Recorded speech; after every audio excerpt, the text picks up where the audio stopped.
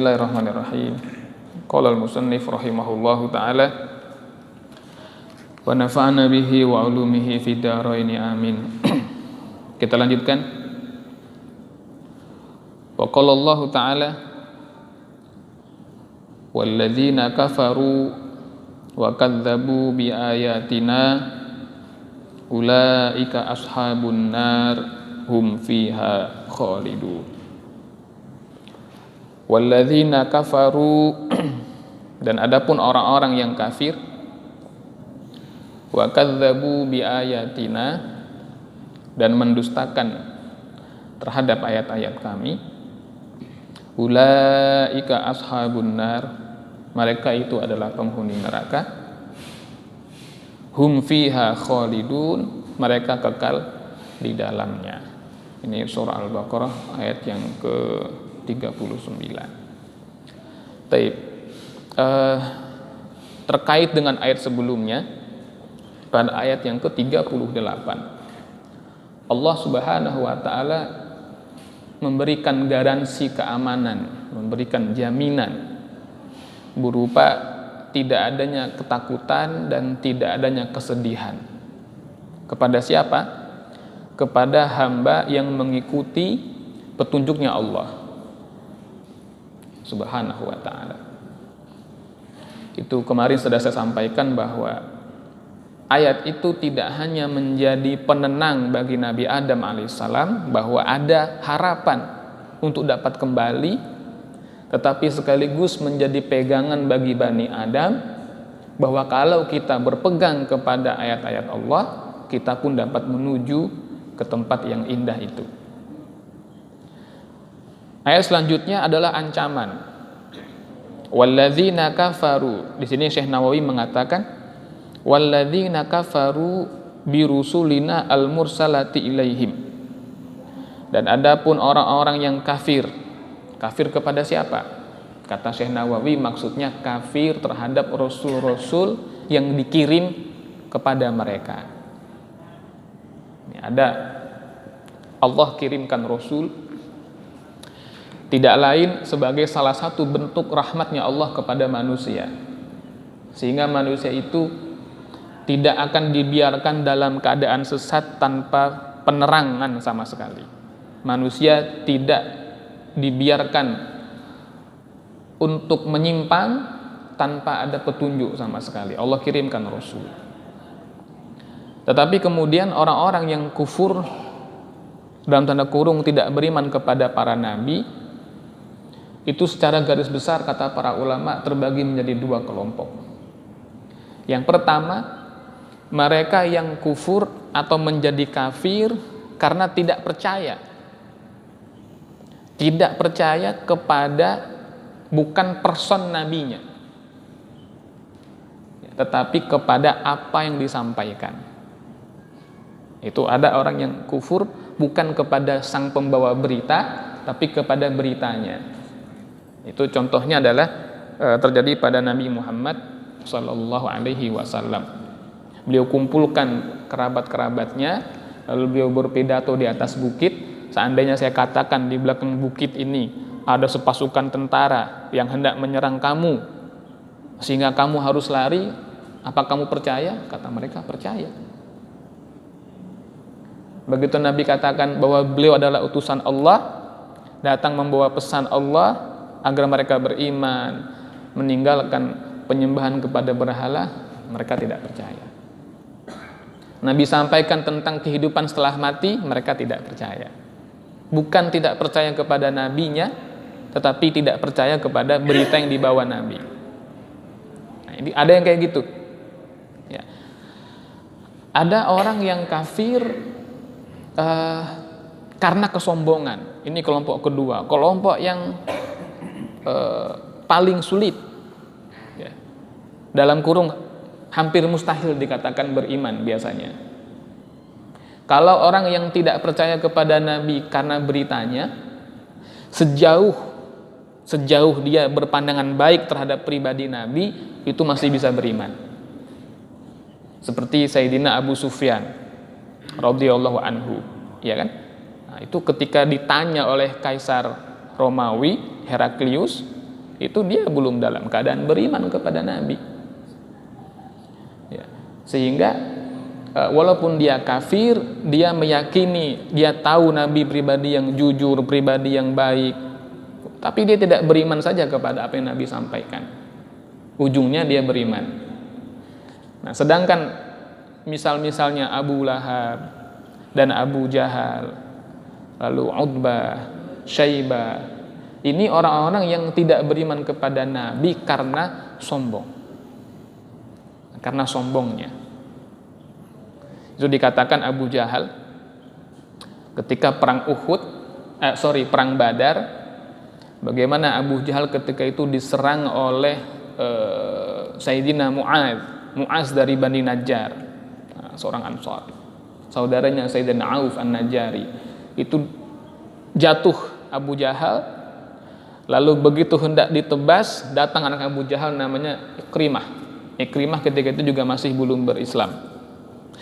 Dia tebas tangannya Sayyidina Mu'az. Dikatakan akibat tebasan itu tangannya hampir putus. Jadi tinggal tergantung aja begitu. Nah, dengan satu tangan yang utuh dan satu tangan yang dalam keadaan tergantung itulah Sayyidina Mu'az terus berperang. Lalu di satu titik karena sakitnya tidak tertahan, oleh Sayyidina Mu'az diinjak tangannya sampai copot. Beliau maju berperang. Itu sahabat begitu. Setelah menang perang, beberapa pembesar Quraisy ada yang menjadi tawanan. Kita lihat bagaimana Nabi bersikap kepada orang kafir di situ. Ada sepupu Nabi, ada yang masih paman Nabi dari pihak ayah atau paman dari pihak bibi, ada yang masih sepupunya sahabat Abu Bakar. Banyak orang-orang yang terpandang, tertawan, diikat dengan rantai besi. Lalu kata Nabi, jangan diperlakukan tawanan itu seperti itu. Longgarkan ikatannya. Jangan permalukan mereka. Mereka sudah kalah. Berbelas kasihlah kepada tawanan-tawanan kalian. Nah, maka dilonggarkan. Tetapi ada orang-orang yang memang tidak diampuni. Maka Nabi memerintahkan kepada para sahabat, cari di mana Abu Jahal. Kalau belum mati, bunuh. Pastikan dia betul-betul mati. Begitu. Nah, maka sahabat Ibnu Mas'ud pergi mencari, lalu Abu Jahal masih hidup di situ. Ya, belum mati. Nah, ditikam. Jadi ada memang orang kafir yang tidak perlu diampuni. Ada yang Nabi bersikap belas kasih kepada mereka. Nah, perbedaan sikap Nabi itu segaris dengan bagaimana sikap mereka. Ya, bagaimana sikap mereka kepada agama ini. Ada orang-orang yang keras memusuhi agama karena belum terbuka hatinya. Ini masih bisa dibuka. Ada orang-orang yang keras memusuhi agama karena kesombongan. Ini yang sulit. Ya, ini yang sulit. Nah, jadi orang kafir begitu. Mereka kufur kepada rasul-rasul dan risalahnya, wa kadzabu bi ayatina, dan mereka mendustakan dengan ayat-ayat kami, al-munzalati alaihim sawaun kanu minal insi au minal jinni. Nah, mereka mendustakan ayat-ayat kami yang turun. Memang Al-Quran tidak menyebut secara tegas apa ayat-ayat di sini, sehingga para ulama ada perbedaan pandangan. Sebagian ada yang mengatakan ayat-ayat itu adalah kitab suci. Ya, ada orang-orang yang mendustakan kitab-kitab suci Allah. Ya, entah itu Taurat, entah itu Zabur, entah itu Injil ataupun Al-Quran pada masanya masing-masing. Orang-orang yang mendustakan kitab-kitab Allah masuk dalam golongan kafirin. Ada yang mengatakan ayat di sini maksudnya adalah ya para nabi, para rasul. Karena nabi dan rasul itu adalah ayah, bukti dan tanda ya, dari Allah Subhanahu wa taala. Ada pula yang mengatakan ulama ayat di situ artinya adalah segala macam tanda-tanda dari Allah. Boleh jadi tanda-tanda alam. Bukankah manusia ini sebagian daripada ayatnya Allah? Bukankah langit, bumi, laut adalah sebagian dari ayat-ayatnya Allah? Dan kita diperintahkan membaca ayat-ayat Allah tidak hanya yang tertulis. qauliyah tapi juga ayat-ayat di alam. Nah, kalau kita ambil yang umum Bapak dan Ibu sekalian, boleh jadi ada orang yang mengaku Islam, ya, dia mungkin bisa membaca Al-Quran, tetapi begitu datang pertanda dari Allah, dia dustakan. Ya kan? Ini sering kita lihat teguran, begitu kan? Ditegur, tapi dia selalu membangkang. Nah, boleh jadi dia mengaku Muslim, tetapi dia bersikap takzib, mendustakan juga terhadap tanda-tanda Allah. Berapa banyak orang yang tidak bertaubat atau belum tersentuh untuk bertaubat setelah Allah selamatkan dia dari musibah yang berat, yang harusnya logikanya mati, tapi dia selamat. Selamatnya dia adalah salah satu tanda daripada kekuasaan Allah. Maka itu mestinya menggugah dia untuk menjadi pribadi yang lebih baik. Nah, ini ayat. Karena umum, maka berbeda pendapat pada perkara itu menjadi boleh. Ya, menjadi boleh. Ulaika ashabun nar, hum fiha khalidun. Mereka itu adalah ashabun nar, penghuni neraka. Hum fiha khalidun, dan mereka kekal di dalamnya. Nauzubillah, tsumma nauzubillah min dzalik. Di ujung ayat ini Allah menyebutkan orang-orang yang bersikap kufur terhadap risalah para rasul atau terhadap para rasul, lalu mendustakan ayat-ayat Allah, baik yang tertulis maupun yang tidak tertulis, mereka diancam sebagai penghuni neraka, ashab. Ya, tidak disebut ahli nar, enggak ya, disebutnya ashabun nar. Nah, ashab ini, kalimat ini menarik. Ashab, kita ada istilah sohib, ya kan? Nah, sohib apa artinya? Teman. Nah, dalam bahasa Arab ada istilah musohabah. Musohabah itu pertemanan atau persahabatan yang akrab. Biasanya orang Arab kalau menyebut sohib, ya, misalnya sohibuddar, sohib rumah ini, itu merujuk kepada pemiliknya, penghuninya yang diam di sana sudah dalam waktu yang lama dan untuk waktu yang lama. Nah, itu makna sohib. Ashabun nar merujuk seolah-olah Allah hendak mengatakan mereka memang pemilik dan diperuntukkan untuk diam di situ. Itulah kenapa ada orang mengatakan kalau ashabun nar nggak bisa dia keluar. Tapi kalau ahli nar masih bisa keluar. Ya. Nah, jadi sama-sama penghuni neraka. Ahli nar penghuni neraka. Ashabun nar juga penghuni neraka. Tapi kesan yang ditangkap dari pemilihan kata ashab dan ahli ini menunjukkan kalau ashab nggak bisa keluar. Kalau ahli nar masih bisa keluar. Ada orang-orang yang dia mungkin masuk dulu ke neraka lalu mendapat syafaat dikeluarkan. Itulah kenapa setelah ashabun nar Allah menyebutkan hum fiha khalidun, selamanya. Itu para ulama mengatakan makna selamanya, ada yang mengatakan la yakhrujun wa la yukhrajun. Nah, la yakhrujuna wa la yukhrajuna. Cuman diganti harokatnya dari yakhrujun menjadi yukhrajun. Mereka tidak bisa keluar dan mereka tidak dikeluarkan. Itu ada yang tidak bisa keluar tapi bisa dikeluarkan. Mendapat syafaat misalnya, mendapat ampunan. Itu dikatakan dalam sebuah hadis qudsi kalau saya nggak salah ingat, bagaimana para nabi sudah memberikan syafaat, para rasul sudah memberikan syafaat, para wali sudah memberikan syafaat, para malaikat sudah memberikan syafaat. Semua yang diberikan hak memberi syafaat sudah memberikan syafaatnya dengan izin Allah. Maka Allah Ta'ala bertanya, siapa yang belum memberi syafaat? Semua sudah memberikan, kalau begitu sekarang aku, kata Allah. Di dalam hadis ini, hadisnya hadis qudsi tetapi maknanya majazi. Lalu Allah mengambil satu genggam dari neraka, dikeluarkan. Dan yang tidak terambil berarti tidak akan pernah dikeluarkan selama-lamanya. Ini maknanya majazi. Ya, artinya Allah mengeluarkan dengan cakupan yang sangat besar. Allah memberikan syafaat terakhir. Adapun ashabun nar la yakhrujun wala yukhrajun. Nauzubillah tsumma nauzubillah min dzalik. Taib. Jamaah yang dirahmati Allah Subhanahu wa taala. Apa kaitan antara ayat yang 39 dengan yang 38? Kalau kita perhatikan secara sekilas, memang seolah-olah kedua ayat ini berbicara tentang dua kondisi, masuk surga dan masuk neraka, dengan dua syarat yang berbeda.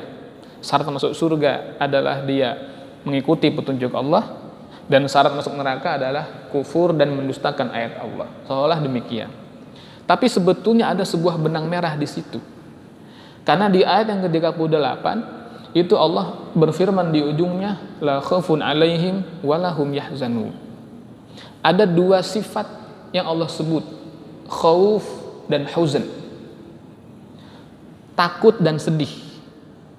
Itu dalam tasawuf ada satu madhab disebut madhab khauf, madhab takut. Ya, madhab takut. Ada madhab bainal khauf war roja, di antara takut dan berharap. Pernah suatu ketika Rasulullah SAW berkunjung kepada sahabatnya yang sakit keras, ya, sakit yang berujung pada kematian. Lalu Nabi bertanya kepada sahabatnya itu, apa yang kamu risaukan? Nabi tanya begitu. Ini menjadi semacam sunnah, kalau orang naza, sakarat, kita datang berkunjung untuk menguatkan, menalkinnya. Apa yang kamu risaukan? Kata Nabi. Kata sahabat ini, ya Rasulullah, yang saya risaukan adalah azabnya Allah. Saya takut azabnya Allah atas dosa-dosa saya. Tapi saya berharap Allah mengampuni saya dan memberikan rahmat kepada saya. Kata sahabat tadi begitu. Maka Rasul bersabda kepada sahabat tadi, tidaklah berkumpul rasa takut dan rasa aman pada seorang hamba kecuali Allah kabulkan harapannya dan Allah amankan dia dari apa yang ditakutinya. Nah, jadi harus ada untuk mengejar surganya Allah, rasa khauf itu harus ada.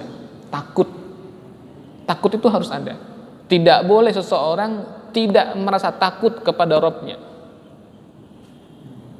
Nah, itu dikatakan setelah Allah mengutuk iblis al-la'in. Bagaimana malaikat Jibril, malaikat Mikail itu menangis.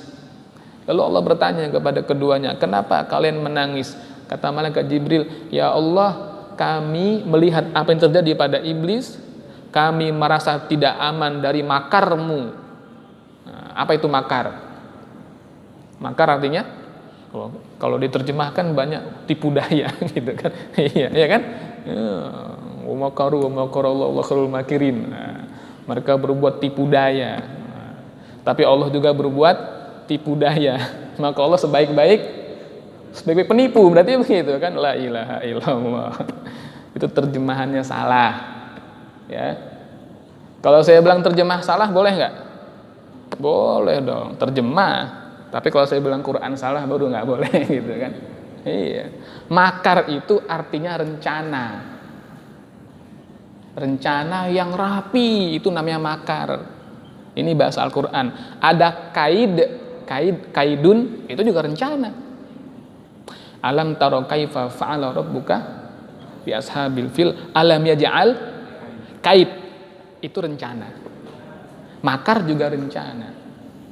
Perbedaannya kalau kaid itu rencana, seseorang menampakkan sesuatu dan menyembunyikan apa yang sebenarnya.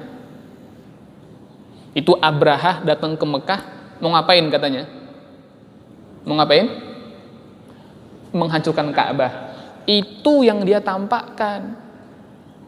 Tapi sebetulnya tujuannya bukan cuma itu. Tujuan dia adalah memalingkan orang-orang Arab dari berkunjung ke Ka'bah menjadi berkunjung ke gerejanya dia. Nah, tapi seolah-olah dia mau, itu kait.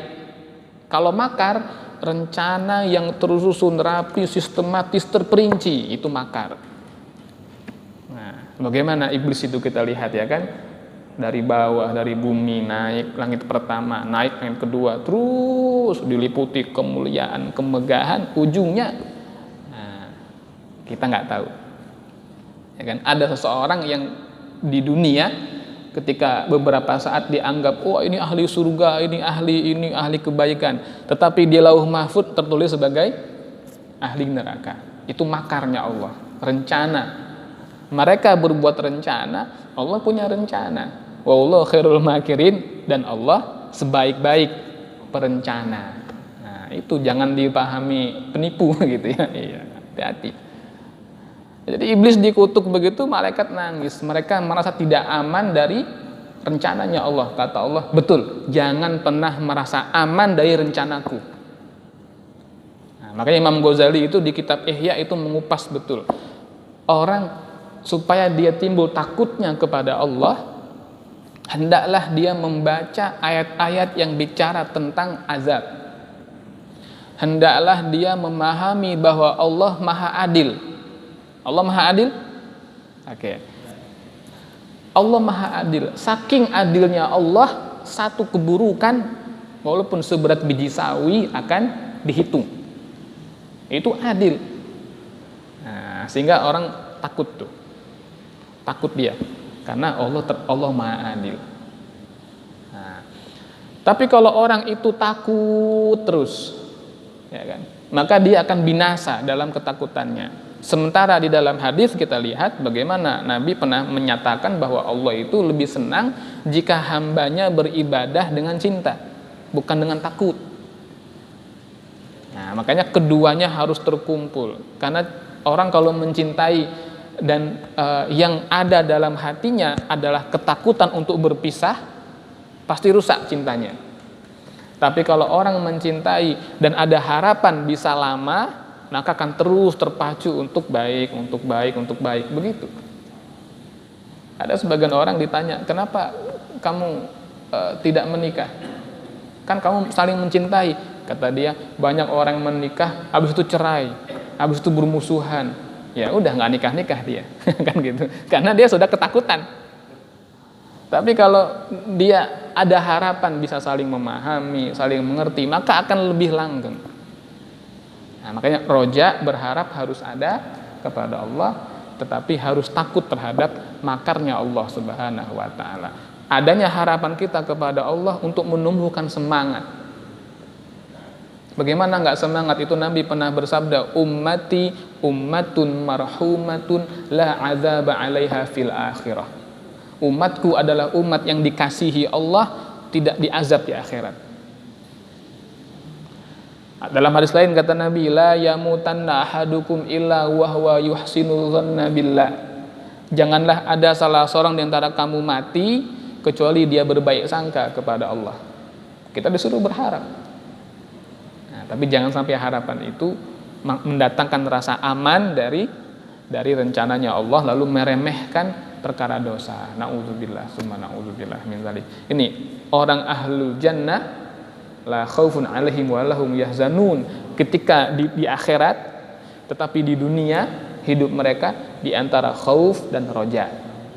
Sementara penghuni neraka, mereka di akhirat selalu diliputi ketakutan, kecemasan dan keputusasaan, tetapi di dunia mereka merasa aman dari makar dan azabnya Allah Subhanahu wa ta'ala, lalu sibuk bersikap kufur dan mendustakan ayat-ayat Allah Subhanahu wa ta'ala. Na'udzubillah summa na'udzubillah min dzalik. Ini kira-kira kesimpulan dari surah Al-Baqarah ayat yang ke-39.